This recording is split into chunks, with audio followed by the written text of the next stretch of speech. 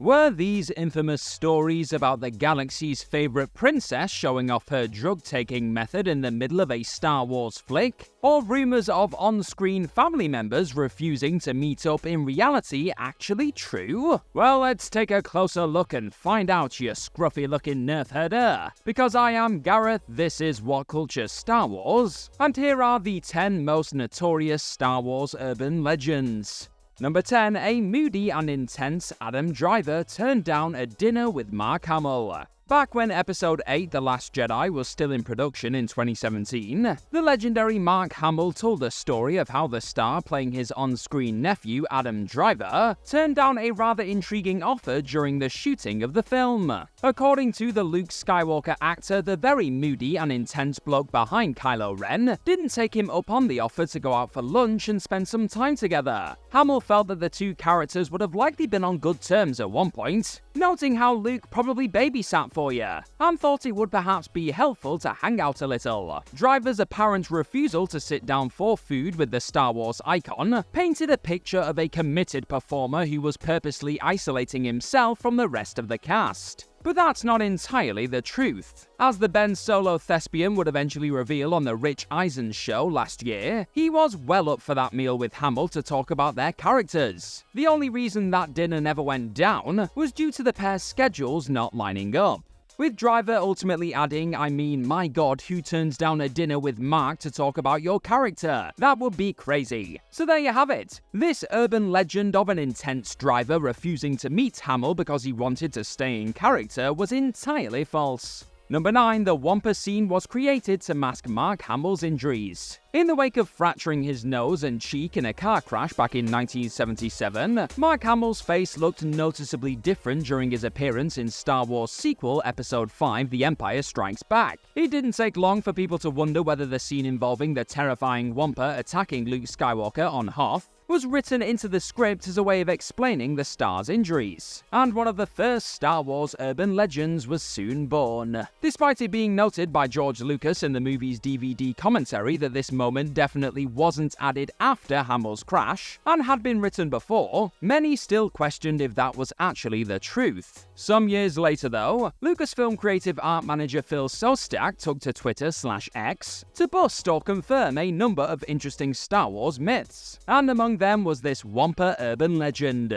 As Szostak would post, The Empire Strikes Back story notes contained a line which read, "Luke crash in beginning, scar on face," seemingly suggesting that Lucas was thinking of a way to explain why Hamill would look a little different in the latest movie. The Lucasfilm employee would then follow up that post by showing how an Episode 5 treatment from November 1977, after Hamill's crash, included a moment where Luke was quote-unquote bashed in the face by a snow monster, again hinting at Lucas adding in this Wampa attack post-Hamill crash. In other words, it's still not fully clear whether this one is true or false, folks. What I really want to know right now, though, is what your favourite Star Wars monster is. Is it the Wampa or something else? You let me know in the comment section down below. Number 8, Harrison Ford wanted Han Solo killed off ages ago because he was boring.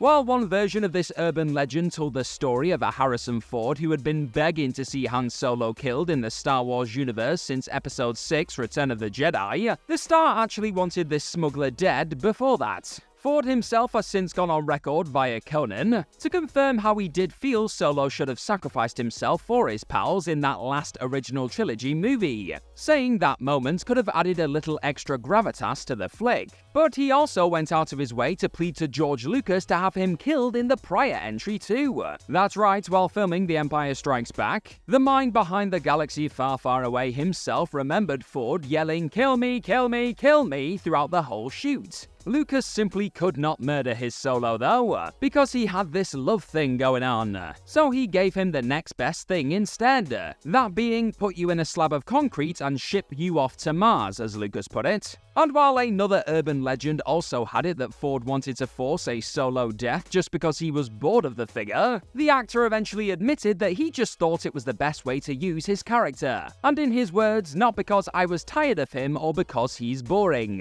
At least he finally got his wish in The Force Awakens, eh? Number 7. Yogurt pots and tennis shoes over Endor. A long time ago in a galaxy far, far away, there was apparently a tennis shoe floating through space as the gripping Battle of Endor got underway in Episode 6 Return of the Jedi. Said notorious urban legend of one of the silliest Easter eggs imaginable being present during this tense space battle was referenced by Industrial Light and Magic visual effects production supervisor Ken Ralston many moons ago. According to Ralston, not only did he manage to sneak a tennis shoe into the background amidst all the chaos, he also found a way to throw a yogurt pot into the spaceship fight too. And while the yogurt container still doesn't appear to have been discovered just yet, you let me know if you do in the comment section below, there are some out there who claim to have finally spotted the flying trainer in the original 35mm version of the picture. But why did Ralston decide to seemingly chuck these little hidden items into the conclusion of one of the most epic trilogies of all time?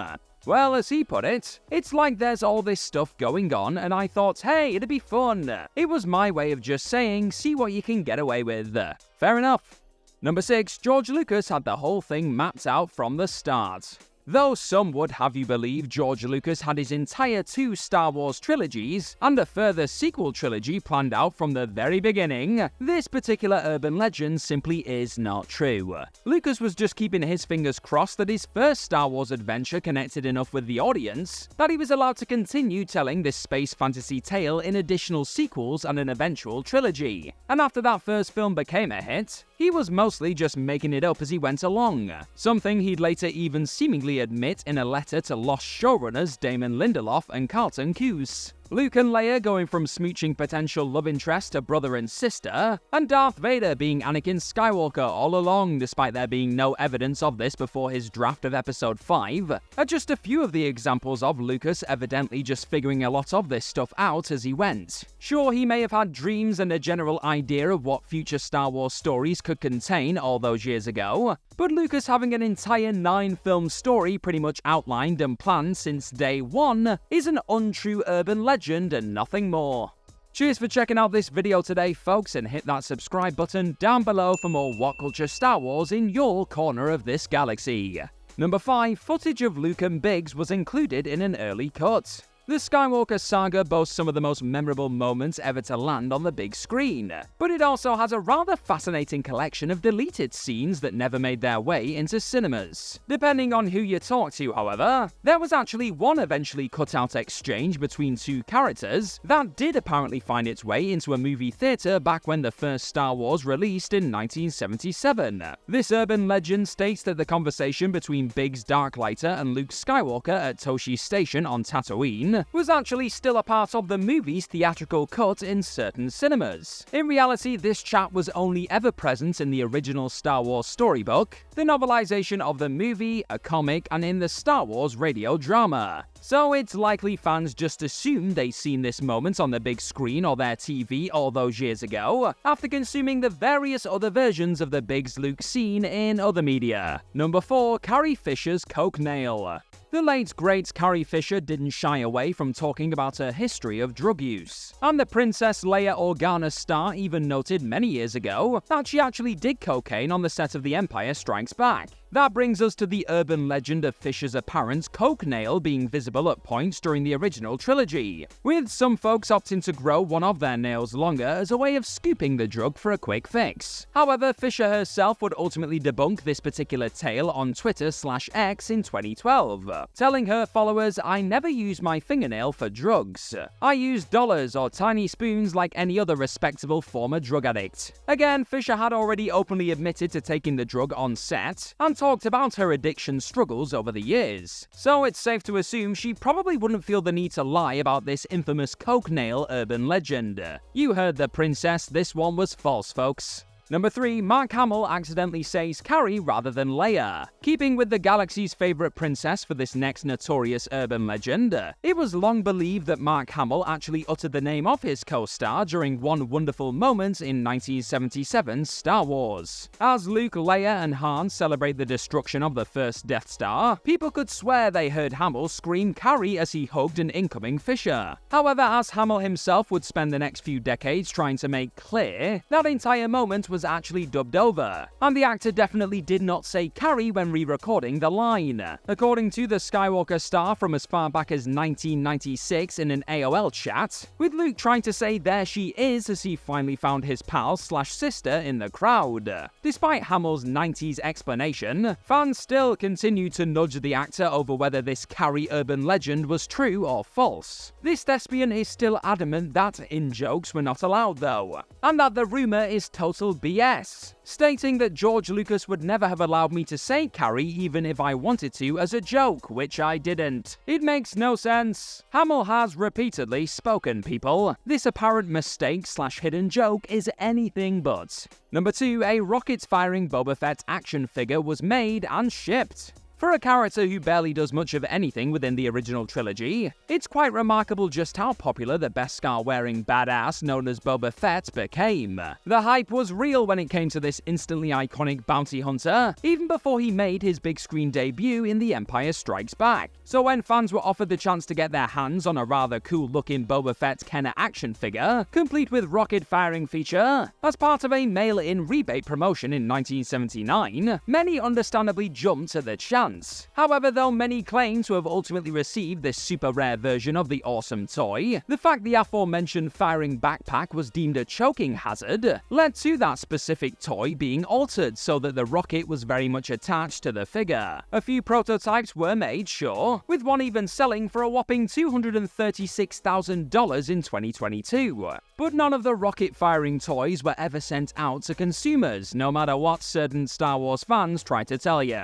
Number 1, Sir Alec Guinness always completely despised Star Wars. He may be forever remembered as the outstanding thespian who helped turn that first Star Wars movie and the rest of the original trilogy into hugely influential classics, but it's long been said and noted that Sir Alec Guinness always thoroughly despised everything about the galaxy far, far away. However, this particular urban legend isn't actually completely true, from a certain point of view, you could say. You see, though the icon who played Obi-Wan Kenobi in those first 3 Star Wars movies regularly let it be known that he wasn't a fan of the dialogue he was forced to utter, or the eventual fan devotion he saw as obsessive, he did also praise that first flick Once Upon a Time, whilst talking about the 1977 picture on Parkinson decades ago. Guinness again criticised the ropey dialogue when talking about first picking up the script, but he also confessed that he had to go on turning the page before claiming he liked it, and that the finished movie had great pace, and was also wonderful to look at, full of guts, nothing unpleasant.